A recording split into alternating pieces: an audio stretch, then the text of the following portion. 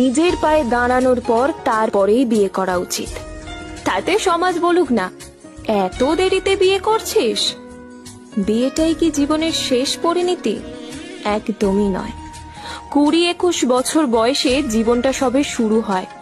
জীবনের কিছুটা বছর শুধু নিজের ওপর ইনভেস্ট করা উচিত, না হলে 10 বছর পর এসে কেউ খোঁচা দিতেই পারে। 2 পয়সা আগে ইনকাম করে দেখাও তো। তখন আফসোস থাকবে, রাগ আসবে, সম্পর্কে বিভেদ আসবে, কিন্তু সময় আর ফিরে আসবে না। কখনো কারোর জন্য সময় ফিরে